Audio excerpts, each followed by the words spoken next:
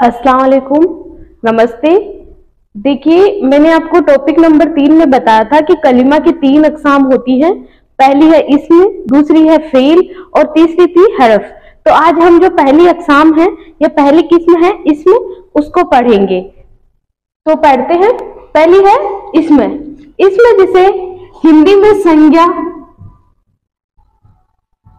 और इंग्लिश में नाउन भी कहते हैं। इस्म को हिंदी में संज्ञा और इंग्लिश में नाउन भी कहते हैं। किसी भी शख्स, चीज, जगह, कैफियत या हालत को इस्म कहते हैं।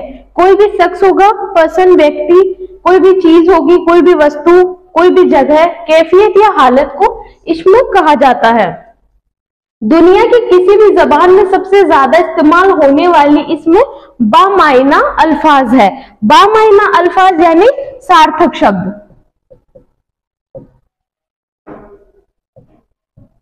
देखिए, दो होते हैं, एक होते हैं बेमायना अल्फाज और एक होते हैं बामायना। बेमायना मतलब निरर्थक, यानी जिनका कोई अर्थ नहीं होता, और बामायना यानी सार्थक। यानी दुनिया की कोई भी जबान हो, हिंदी हो, उर्दू हो, संस्कृत हो, किसी भी जबान में सबसे ज्यादा जो इस्तेमाल होने वाली इस्म है, इस्तेमाल होने वाली संज्ञा है, ये जो नाम है, वो बामायना अल्फाज होते हैं। अब हम देखेंगे कि इस्म की कौन कौन सी अक़साम है। इस्म की जो सबसे पहले आती है वो है बनावट के लिहाज से।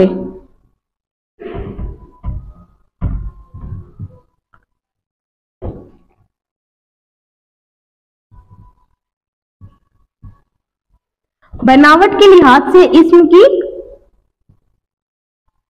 3 अक़साम है।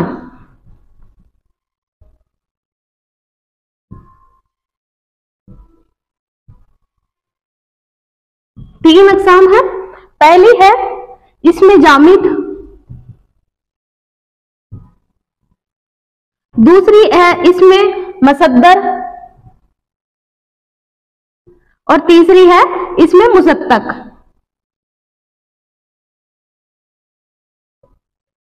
इसमें जामिद, इसमें मसद्दर और तीसरी है इसमें मुसत्तक। जो दूसरी आएगी वो आएगी जामिद या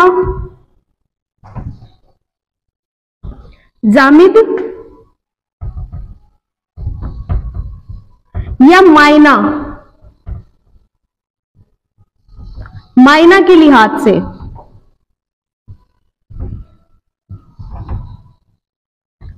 इसमें की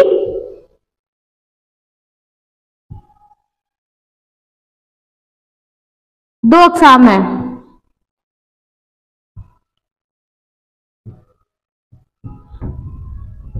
देखिए, 2 अक़साम कौन कौन सी है।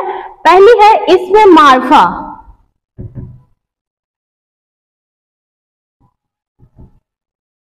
इसमें मारफा और दूसरी है इसमें नकीरा। अब जो तीसरी जो आती है वो है जिन्स के लिहाज से।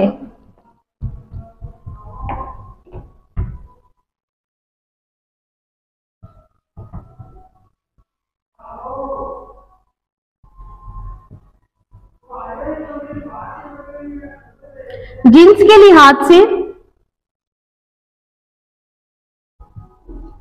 इस्म की 2 अक़साम है।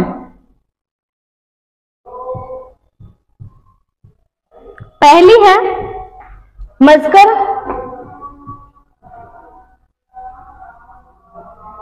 और दूसरी है मुअन्नस। चौथी जो होगी वो होगी तादाद के लिहाज से।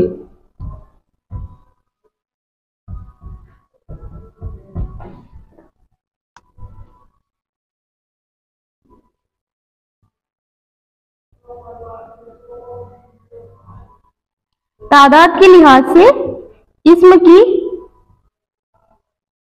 2 अक़साम है।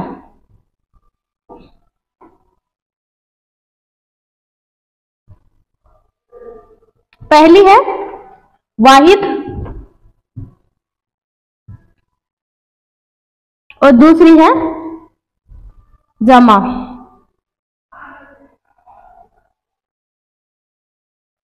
एक बार आप दोबारा से देख लीजिए कि बनावट, शाखत, हैयत या जिसे इंग्लिश में फॉर्म भी कहते हैं, उसके लिहाज से इसमें की 3 अकसाम कौन कौन सी है?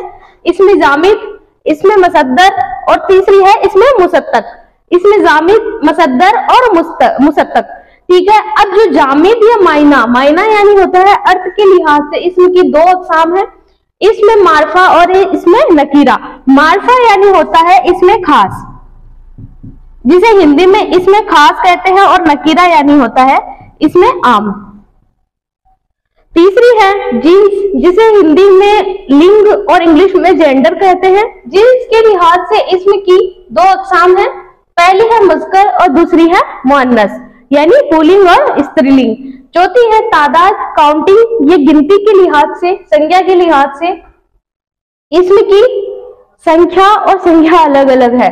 संख्या के लिहाज से, तादाद के लिहाज से इसमें की 2 अकसाम है, वाहिद और जमा। वाहिद यानी होता है एक वचन और जमा यानी होता है बहुवचन। अब हम जो पढ़ेंगे सबसे पहले वो पढ़ेंगे बनावट के लिहाज से इसमें की तीनों अकसाम। आगे है बनावट के लिहाज से इसमें की 3 अकसाम। बनावट के लिहाज से इसमें की 3 अकसाम कौन कौन सी थी? जैसे इसमें जामिद, दूसरी थी इसमें मसद्दर और तीसरी जो थी वो थी इसमें मुसत्तक। तो हम सबसे पहले जो पढ़ेंगे वो होगी इसमें जामिद। इसमें जामिद जो है ये अरबी जबान का लफ्ज है। इसमें जामिद जो है वो अरबी जबान का लफ्ज है। जामिद का मतलब होता है ठोस या जमा हुआ, ठोस या जमा हुआ जिसके टुकड़े नहीं किए जा सकते हो। ठीक है। वो इसमें जो ना तो खुद किसी से बना हो और ना ही और लफ्ज उससे बनते हो, ना तो वो खुद किसी से बनता हो या उससे और भी कोई लफ्ज नहीं बन सकते हैं। यानी सिंपल से साधारण सी भाषा में कह सकते हैं कि ये नाम होते हैं। ठीक है। आइए देखते हैं ये इंसानों, ठीक है, व्यक्ति, जानवरों, परिंदों, परिंदों पक्षियों और चीजों के नाम होते हैं।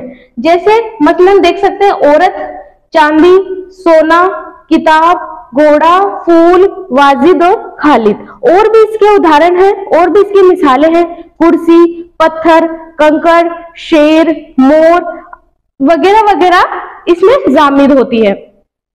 इसको 2 या 2 से ज्यादा टुकड़ों में तकसीम नहीं किया जा सकता। इसको 2 या 2 से ज्यादा इसके टुकड़े नहीं किए जा सकते, वो इसमें जामिद होती है। ये इसकी पहचान है एक तरीके से कि इसमें जामिद के 2 या 2 से ज्यादा टुकड़े नहीं हो सकते हैं। देखिए अब जो दूसरी है, पहले हमने पढ़ी थी इसमें जामिद जो नाम होते हैं। अब जो दूसरी है बनावट के लिहाज से अकसाम, वो है इसमें मसद्दर। इसमें मसद्दर ये काम के नाम होते हैं, ये काम होते हैं, और जामिद जो होते थे वो नाम होते थे। जो ये काम होते हैं जैसे खाना, पीना, सोना, रोना, पढ़ना, आना, जाना, ये सब इसमें मसद्दर होते हैं।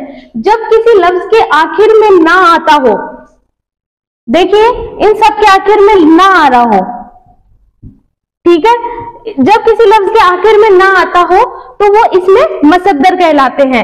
जैसे कि इन सब से ना हटा दिया जाए, एक बार देखो आप इन सब से ना हटा दो तो एक हुक्म देता है, जैसे खा, पी, सो, रो, आ, जा, तो ये हुक्म देता है। वो सब हुक्म जो आते हैं वो इसमें मसद्दर के दायरे में आते हैं। तो जब किसी लफ्ज के आखिर में ना आता हो तो वो इसमें मसद्दर होता है।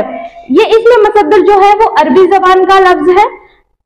इसमें मसद्दर का मायना, जो मायना होता है वो होता है निकलना, निकलने की जगह, या होगा बुनियाद। इसका जो मायना होगा वो होगा निकलने की जगह या बुनियाद।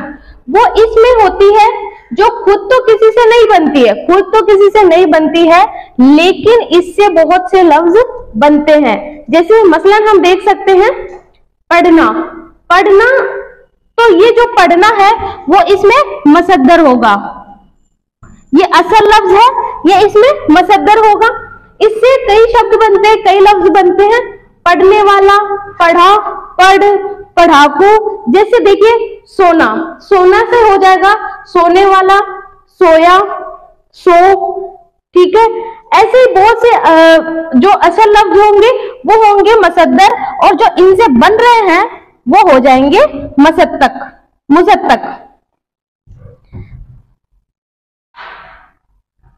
ठीक है, देखो ये असल लफ्ज जो होगा वो होगा इसमें मुसद्दर होगा, और जो इससे जो बन रहे हैं ये सारे वो हो जाएंगे इसमें मुसद्दक।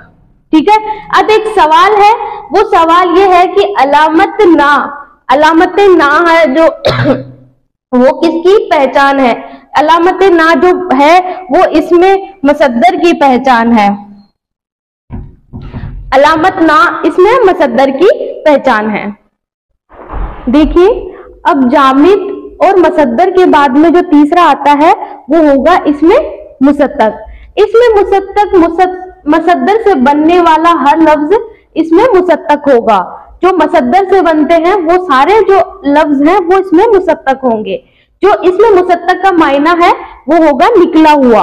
निकला हुआ यानी जो इसमें मुसद्दर से निकल रहा है, निकला हुआ।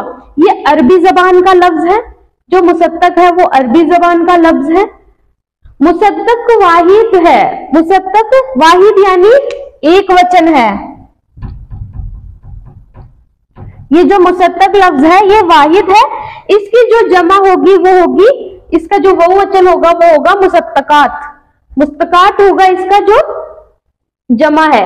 मुसद्दक वो अल्फाज होते हैं जो मुसद्दर से निकलते हैं। मुसद्दक वो अल्फाज होते हैं जो मुसद्दर से निकलते हैं। जैसे मसलन देखिए, बनाना, बनाना ये जो है वो होगा आपका मुसद्दर, ये मुसद्दर है। और देखिए बनावट, बनाया, बना हुआ, बनाओ, ये जो शब्द होंगे वो होंगे आपके मुसद्दक।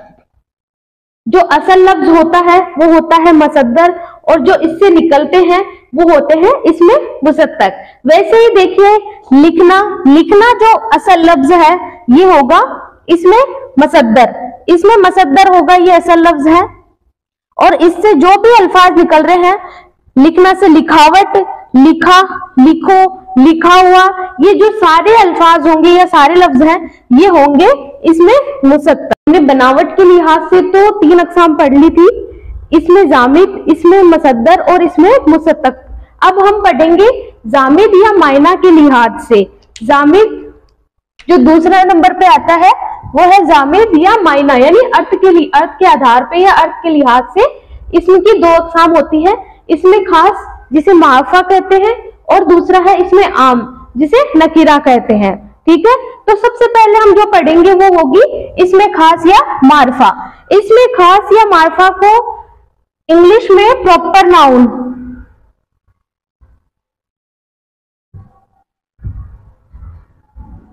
और हिंदी में व्यक्तिवाचक संज्ञा भी कहते हैं।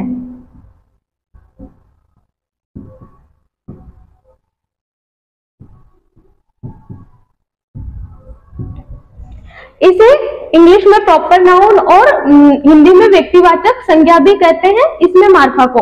वो इसमें जिससे किसी खास शख्स, खास जगह या खास चीज का नाम पता चलता हो या पता लगता हो। जैसे गंगा, गंगा एक ही है पूरी दुनिया में, गंगा नदी। ठीक है, लाल किला पूरी दुनिया में एक ही है, लाल किला। जैसे किसी का नाम हो गया इरफान, खालिद, वाजिद, ये एक ही इंसान के नाम है। ठीक है, यमुना नदी ये भी पूरी दुनिया में एक ही है। ठीक है, अब इसके हम उदाहरण या मसलन देखते हैं कि नागौर खूबसूरत शहर है। नागौर देखिए पूरी दुनिया में एक ही है, एक ही जिले का नाम है, तो इसलिए ये इसमें खास हो जाएगी या इसमें मारफा हो जाएगी। नाहरगढ़ एक तारीखी इमारत है, तारीखी मतलब होता है ऐतिहासिक इमारत है। नाहरगढ़ जो जयपुर में स्थित है, नाहरगढ़ एक तारीखी इमारत है, यहाँ नाहरगढ़ इसमें खास हो जाएगा। आगे है गोदावरी, जो गोदावरी नदी है हिंदुस्तान की मशहूर नदी है। गोदावरी और हिंदुस्तान, यहाँ पर इसमें खास या इसमें मारफा हो जाएंगे क्योंकि ये एक ही है। ठीक है, आगे है कि इसमें खास मुअय्यन नाम को कहते हैं, यानी निश्चित होते हैं, इनके जैसे और कोई नहीं होते हैं, ये निश्चित होते हैं, मुअय्यन नाम को इसमें खास कहा जाता है। जैसे कोई जगह हो गई उसका तो नाम एक ही होता है, या कोई चीज हो गई जैसे ताजमहल है, ताजमहल का नाम एक ही है, लाल किला है, लाल किले का नाम एक ही है, यमुना नदी, गोदावरी नदी, ब्रह्मपुत्र, नाहरगढ़, जयपुर, जैसलमेर, इनका नाम तो एक ही है, लेकिन कई बार इंसानों के नाम, एक ही इंसान का नाम हम अलग अलग तरीके से कहते हैं। जैसे घर पर उसका नाम अलग होता है, ठीक है, उसकी खूबी या विशेषता की वजह से उसका नाम अलग दे दिया जाता है, उसने कोई अवार्ड हासिल किया, कोई एजाज हासिल किया, उसकी वजह से अलग अलग नाम दिए जाते हैं। तो आइए अब हम उनको पढ़ते हैं कि इसमें खास होती है उसकी अक़साम कितनी होती है, या कितने नामों से इसमें अक़साम को बोला जा सकता है। देखिए अब जो इसमें खास है या इसमें मार्फा है, उसकी 6 अक़साम है। 6 अक़साम कौन कौन सी हैं? पहली है अलम, दूसरी है लक़ब, तीसरी है उर्फ, चौथी है खिताब, पांचवी है, इस किताब को देखो एजाज भी कहा जाता है, पांचवी जो है वो है तखल्लुस,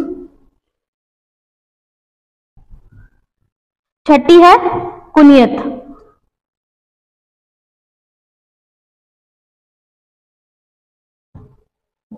ठीक है, 6 अक़साम है अलम, लक़ब, उर्फ, खिताब, तखल्लुस और कुनियत। तो सबसे पहले हम जो पढ़ेंगे वो है अलम। अलम का मायना जो होता है झंडा।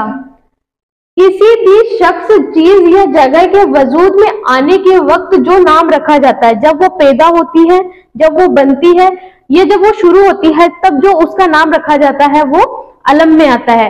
जैसे इसकी मसलन देखिए, साजिद, इरफान, लाल किला, यमुना नदी, ताजमहल, ये सब आपके अलम में आएगा।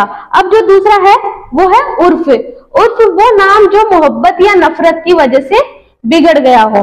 किसी को मोहब्बत या नफरत की वजह से अपन कोई भी नाम होता है वो बिगाड़ देते, बिगाड़ कर बोला जाता है उसका, वो उर्फ में आता है। जैसे शबनम का शब्बो, ठीक है, शब्बू कहते हैं किसी को, शबनम किसी का नाम होता है उसे घर पे शब्बू कहते हैं, तो वो आपका आएगा उर्फ में। लाला राम का हो गया लालू, ठीक है।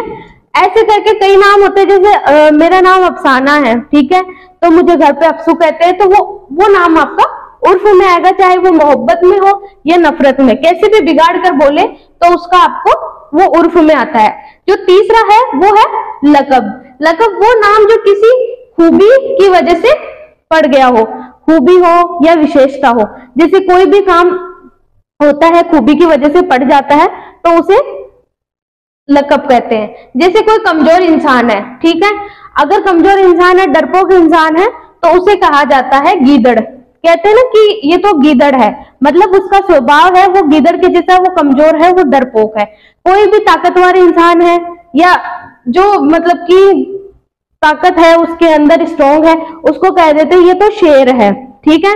वैसे कोई चालाक इंसान है उसको लोमड़ी कह देते हैं।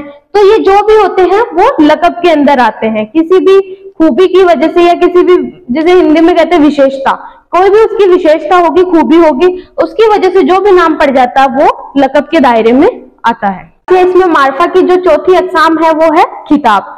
खिताब को अंग्रेजी में अवार्ड भी कहा जाता है और इसे एजाज भी कहा जाता है।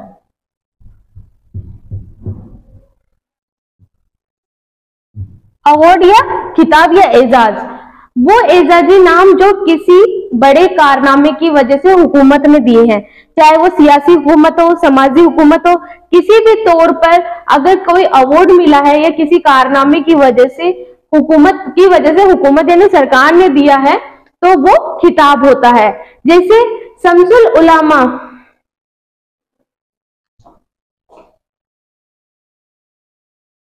ठीक है, शम्सुल उलामा का जो अवार्ड था वो मिला था अल्लामा शुबली नुमानी को।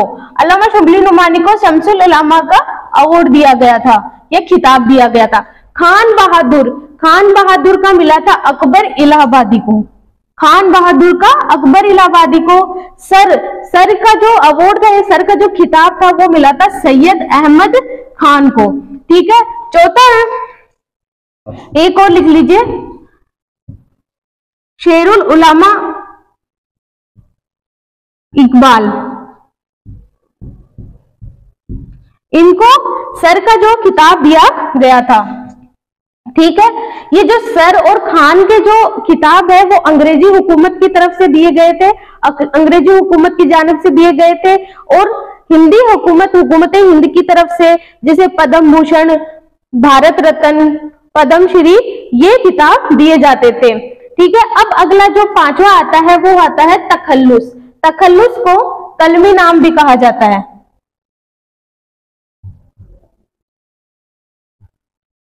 कलमी नाम भी तखल्लुस को कहते हैं। देखिए, शायर या नस्ल निगार का मुख्तसर नाम जो वो असली नाम के अलावा रखता है। शायर जब शायरी में या कहीं पे भी अपना नस्ल निगार अपना नाम रखते हैं, मुख्तसर नाम जो वो असली नाम के अलावा रखते हैं, उसे तखल्लुस कहा जाता है। इसको कलमी नाम भी कहा जाता है। ठीक है, जैसे जोश का था नसीर। ठीक है, लेकिन इब्तिदा में इनका नसीर था और बाद में इन्होंने जोश कर लिया था। ठीक है, इनका इब्तिदाई नाम, इब्तिदाई तखल्लुस जो था वो था नसीर। ठीक है, अल्लामा शुबली का था नईम। ठीक है, वैसे ही मोइन हसन जज्बी का था मलाल।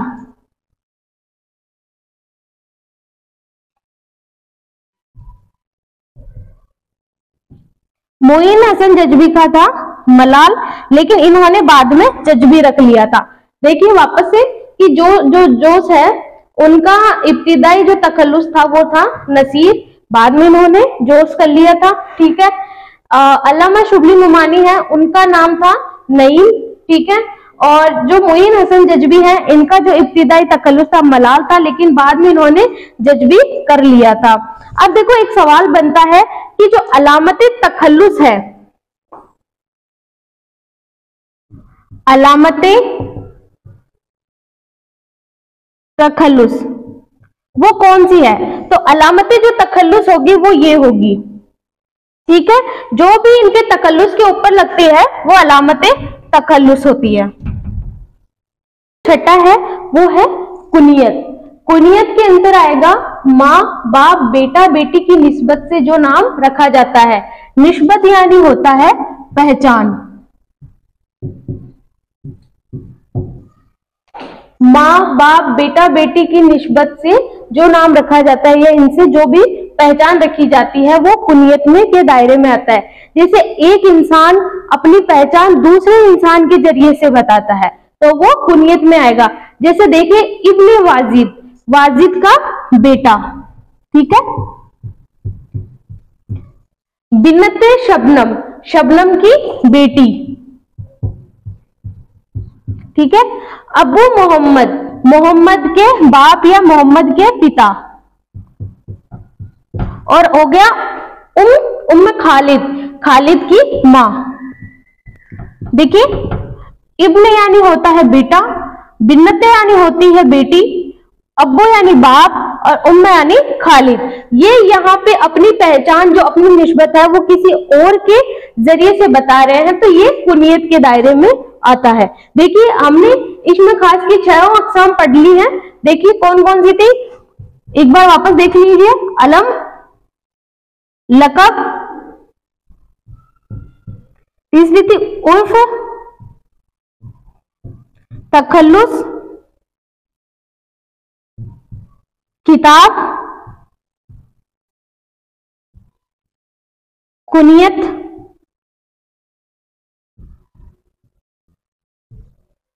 ठीक है।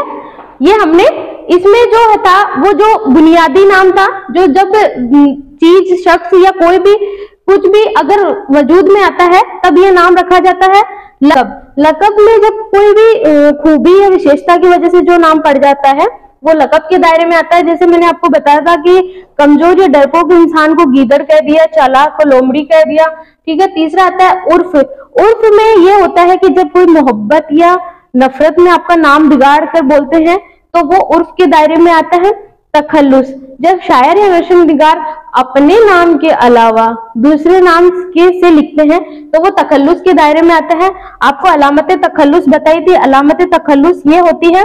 उसके बाद में आता है पांचवा किताब। किताब जब आप किसी कोई बड़ा कारनामा करते हो और चाहे वो सियासी, मजहबी या सामाजिक किसी भी तौर पे हो, तो आपको हुकूमत की तरफ से जो भी अवार्ड दिया जाता है या जो भी एजाज दिया जाता है, जो भी खिताब दिया जाता है, वो खिताब के दायरे में आता है। और जो छठा था वो था आपका कुनियत। कुनियत यानी माँ बाप, ठीक है, बेटा बेटी, इनकी निस्बत से कोई भी नाम, जो नाम आप रख के बताते हैं वो कुनियत के दायरे में आते हैं। अब आगे हम पढ़ेंगे इसमें आम। इसमें आम यानी जिसे नकीरा भी कहते हैं। देखिए अब जो दूसरी आती है वो है इसमें आम। इसमें आम जिसे नकीरा भी कहते हैं, इसमें नकीरा भी कहा जाता है, ठीक है। इसमें खास को इसमें मार्फा कहते थे, इसको इसमें नकीरा भी कहा जाता है। इसे इसमें आम को इंग्लिश में कॉमन नाउन कहते हैं।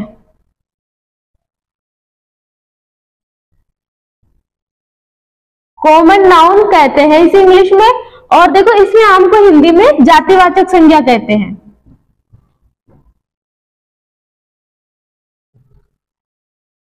हिंदी में से जातिवाचक संज्ञा कहते हैं, इंग्लिश में कॉमन नाउन और हिंदी में जातिवाचक संज्ञा कहते हैं। देखिए एक ही किस्म के तमाम अफराद, चीजों, जगहों के लिए कहा जाता है इसमें आम। यानी जो साधारण नाम होते हैं उसे ही इसमें आम कहते हैं। अफराद, अफराद देखो फरद की जमा है।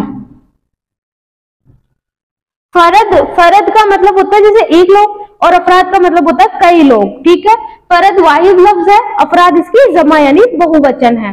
जैसे देखिए आप मसलन देखिए औरत, कई औरतें होती है, ये एक जाति शब्द हो गया, ठीक है। इसमें आम हो गया आदमी, दरिया, नदी, लकड़ी, लड़का, लकड़ी, ठीक है। लकड़ी में भी कई प्रकार की लकड़ियां होती है, सागवान, शीशम, तो लकड़ी, कुत्ता, शहर, गांव वगैरह। देखिए अब आगे जो है वो है कि इसमें आम की जो 5 अक़साम है कौन कौन सी है। इसमें खास की देखो 6 थी, ठीक है। इसमें आम की 5 अक़साम है। इसमें जात, इसमें आला, इसमें ज़र्फ, ठीक है, इसमें कैफियत और इसमें जमा।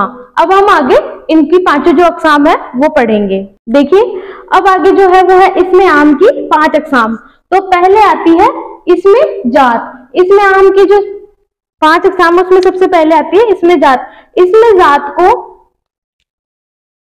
जातिवाचक संज्ञा भी कहते हैं हिंदी में, इसे भी जातिवाचक संज्ञा कहते हैं, ठीक है। पूरी जाति के लिए जो नाम इस्तेमाल होता है, देखिए पूरी जाति के लिए जो भी नाम, कोई भी नाम होगा वो इस्तेमाल होगा, वो इसमें जात होगा। जैसे आदमी, औरत, पहाड़, नदी, बकरी, घोड़ा, घोड़ी, ठीक है, ये इसमें जात है। कुर्सी, मेज, तो ये पूरी एक जाति है, एक पूरी जाति में आता है, तो ये इसमें जात होती है। इसमें जात का जो दूसरा नाम है वो इसमें आम भी है। इसमें जात का जो दूसरा नाम है वो इसमें आम भी इसको कहा जाता है, ठीक है। अब जो दूसरा आता है वो आता है इसमें आला। इसमें आला यानी औजार और हथियार के नाम को इसमें आला कहते हैं, ठीक है। औजार हो गया या हथियारों के नाम को इसमें आला कहते हैं। जिस चीज से कोई अम्ल किया जाता हो उसको इसमें आला कहते हैं। अम्ल यानी होता है कोई भी काम किया जाता हो,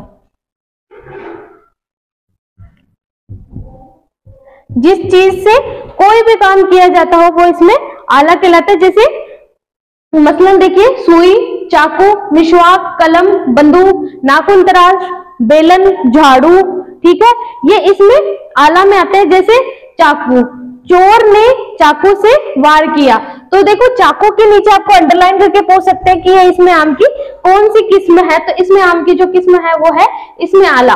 मिशवाक, मिशवाक क्या नहीं होता है, जो टूथब्रश होती थी, ठीक है, जो पेड़ों से बनाई जाती थी उसे मिशवाक कहा जाता है। कलम, कलम तो सबसे बड़ा ही हथियार है देखा जाए तो, ठीक है, इससे कोई अम्ल किया जा रहा है, ठीक है। नाखून तराश, नाखून तराश यानी होता है नेल कटर, ठीक है। इसमें आला की ये सब मिसाल है। अब अगला आता है कैफियत। कैफियत यानी वो इसमें जो किसी हालत, कैफियत या जज्बा को बताती है। देखो कैफियत को हिंदी में भाववाचक संज्ञा भी कहते हैं।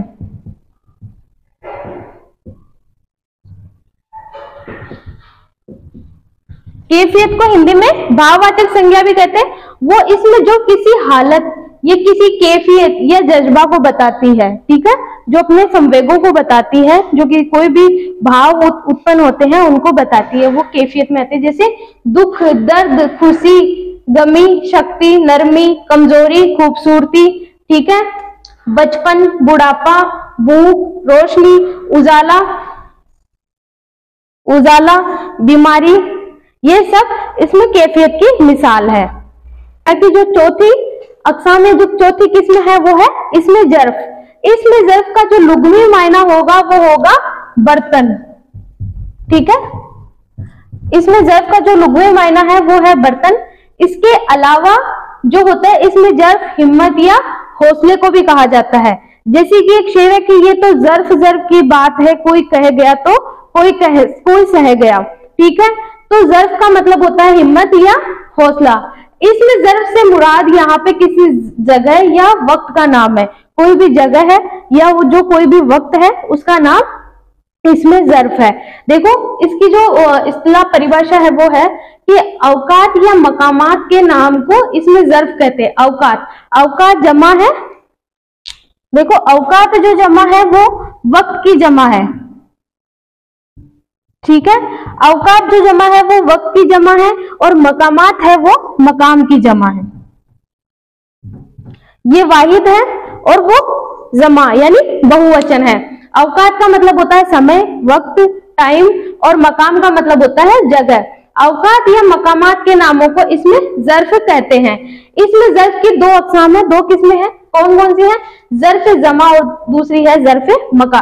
तो सबसे पहले पढ़ते हैं ज़र्फ जमा। ज़र्फ जमा का मतलब होता है वक्त, यानी औकात के नामों को, वक्त के नामों को ज़र्फ मका कहते हैं। जैसे साल, दिन, रात, मिनट, हफ्ता, घंटा, ये सब ज़र्फ मका के दायरे में आता है। और जो दूसरा है वो है ज़र्फ जमा के दायरे में आता है, और जो दूसरा है वो है ज़र्फ मका। ज़र्फ मका यानी होता है जगह। जगह के नामों को ज़र्फ मका कहते हैं। जैसे शाहराह किसको कहते हैं? शाहराह यानी होते हैं बड़े रास्ते, ठीक है। घर, मैदान, मंदिर, मस्जिद, ठीक है, गुरुद्वारा, ये सब राह यानी रास्ता। ये जो सब है वो ज़र्फ मका में आते हैं, और जो ज़र्फ जमा में आते हैं वो वक्त आता है, और जो ज़र्फ मका में आता है वो जगह आती है। पांचवी है वो है इसमें जमा। इसमें जमा जिसे समूहवाचक संज्ञा भी कहते हैं, जिसे हिंदी में समूहवाचक संज्ञा कहती है, इंग्लिश में ग्रुप बोलते हैं वैसे, ठीक है। ऐसा वाहिद लफ्ज यानी ऐसा एक वचन लफ्ज जो अफराद या अशया का मजबूआ हो, यानी अफराद यानी जो फर्द की जमा है, ठीक है। ऐसा वाहिद लफ्ज जो अफराद या अशया का मजमुआ हो, मजमुआ यानी समूह होता है, ठीक है।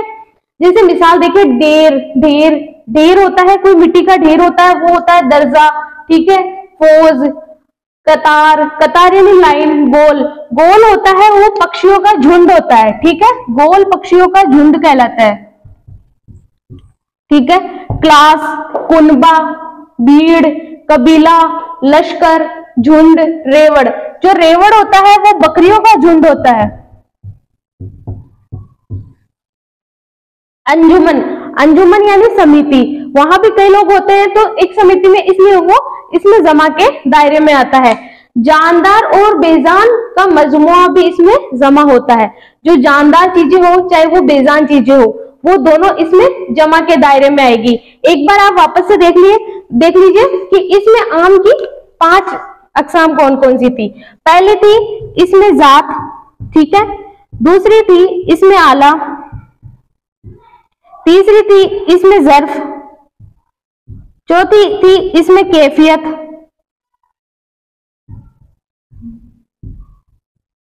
और पांचवी है इसमें जमा। देखिए इसमें जात यानी ये इसमें आम का ही दूसरा नाम है।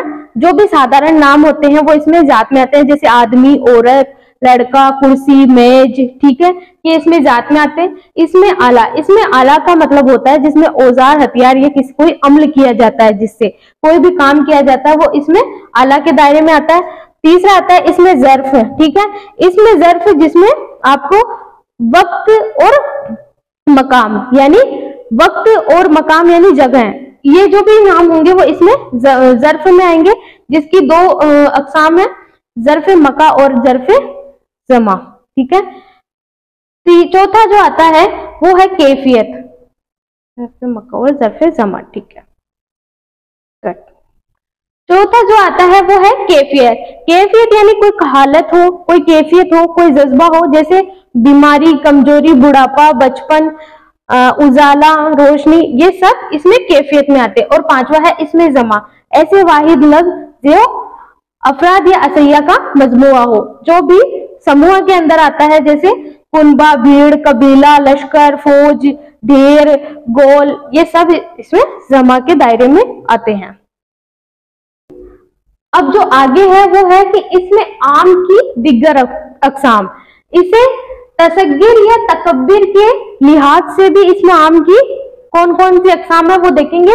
इसके लिहाज से दो अक़साम है। ठीक है, पहली है मुसग्गर और दूसरी है मुकब्बर। तो सबसे पहले हम पढ़ेंगे वो है मुसग्गर। मुसग्गर इसको तशगीर कहा जाता है। ठीक है, इसको तशगीर भी कहा जाता है। शगीर से बना है ये जो मुसग्गर है वो शगीर से बना है, शगीर लफ्ज से बना है। मुसग्गर का मायना होता है छोटा किया हुआ। ठीक है, कोई बड़ी चीज होती है उसको छोटा किया हुआ मुसग्गर में आता है। ठीक है, जब किसी चीज को छोटा करके दिखाते हैं, ठीक है, जब कोई बड़ी चीज होती है उसे छोटा करके दिखाते हैं तो वो मुसग्गर के दायरे में आता है। जैसे देखिए संदूक बड़ी चीज है। ठीक है, ये बड़ी चीज है, इससे संदूकचा बना। संदूकचा ये छोटी चीज है। देखिए ये एग्जाम में भी आया हुआ है, पिछले सवालों में ये क्वेश्चन आया हुआ है, संदूक से संदूकचा बनना। ये इसमें आम की कौन सी अक़साम है, तो ये इसमें आम की, इसमें मुसग्गर है। ठीक है, संदूक से संदूकचा बनना। ठीक है, देग होती है, देग बड़ी चीज होती है जिसमें खाना बनाया जाता है, देग। ठीक है, देग बड़ी चीज होती है और उससे बनी है देगची। देगची ये छोटी चीज होती है, तो ये इसमें मुसग्गर के दायरे में आता है। दूसरी है इसमें मुकब्बर। इसमें मुकब्बर, इसको तकबीर भी कहा जाता है। ठीक है, उसको तशगीर कहते हैं, इसको तकबीर भी कहा जाता है। जो इसमें मुकब्बर है वो कबीर से बना है। ठीक है, मुकब्बर का जो मायना होता है वो होता है बड़ा किया हुआ। ठीक है, जब किसी छोटी चीज को बड़ा करके बताते हैं या बड़ा करके दिखाया जाता है, कोई छोटी चीज होती है उसे बड़ा करके दिखाया जाता है। देखो मुसग्गर और मुकब्बर ये आपस में एक दूसरे की जिद है, यानी ये आपस में एक दूसरे के विलोम है। ठीक है, उसमें कोई बड़ी चीज होती है उसे छोटा करके दिखाते हैं, और इसमें कबीर में, मुकब्बर में होता है वो कोई छोटी चीज होती है उसको बड़ा करके दिखाया जाता है। जैसे टोकरी, टोकरी छोटी चीज है। ठीक है, तो इससे टोकरा बना, टोकरा बड़ी चीज हो गई। ठीक है, कटोरी, कटोरी छोटी चीज है, कटोरी से बन गया कटोरा। ठीक है, ये इसमें मुकब्बर में आता है। एक इसमें आगे है वो है इसमें सऊद। इसमें सऊद जानदार या बेजान जो भी है उनकी आवाजों को इसमें सऊद कहा जाता है। जानदार या बेजान की जो भी आवाजें होती हैं उन आवाजों को इसमें सऊद कहा जाता है। जैसे बिल्ली की आवाज होती है म्याऊ म्याऊ। ठीक है, ये जो म्याऊ म्याऊ है वो इसमें सऊद के दायरे में आएगा। ठीक है, हाथी का चिंगाड़ना, ठीक है, शेर का दहाड़ना, घोड़े का हिनहिनाना, ये सिर्फ इसमें सऊद की आवाजें हैं। घड़ी का टिक टिक करना ये बेजान है, फिर भी इसमें सऊद के अंदर आएगा। ठीक है, दिल का धड़कना जिसमें धक धक की आवाज आती है वो इसमें सऊद के दायरे में आता है। देखिए अब आपकी इसमें का जो टॉपिक है वो पूरा हो गया है। मैंने सबसे पहले आपको बनावट के लिहाज से बताया था, एक बार वापस देख लीजिए। बनावट के लिहाज से 3 इसकी अक़साम थी। ठीक है, इसमें जामिद पहली थी, इसमें जामिद दूसरी थी, इसमें मसद्दर और तीसरी थी इसमें मुसत्तक।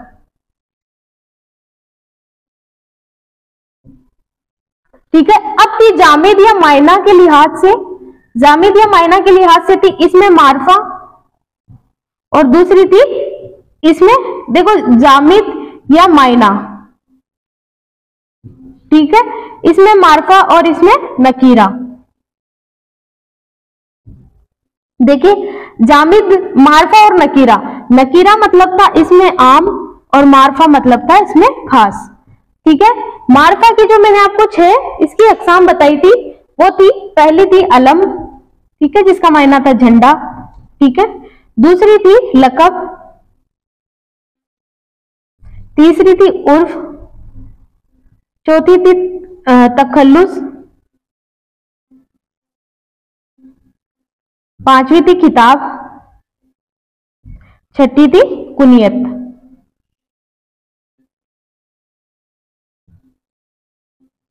ठीक है, इसकी मैंने मार्फा की आपको इसमें खास के मैंने आपको 6 अकसाम बता दी थी।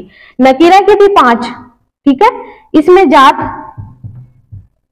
दूसरी थी इसमें आला, तीसरी थी इसमें ज़र्फ, चौथी थी इसमें कैफियत,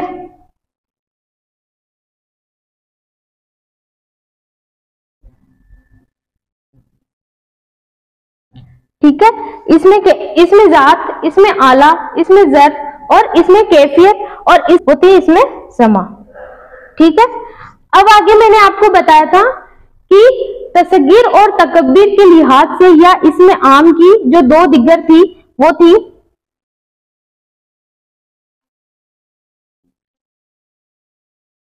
मुसग्गर और दूसरी थी मुकब्बर। ये जो इसमें आम की 2 दिगर अकसामें थी, ठीक है।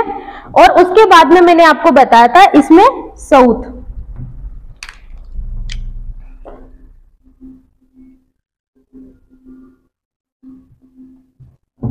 ठीक है, ये आपका इसमें का टॉपिक पूरा कंप्लीट होता है।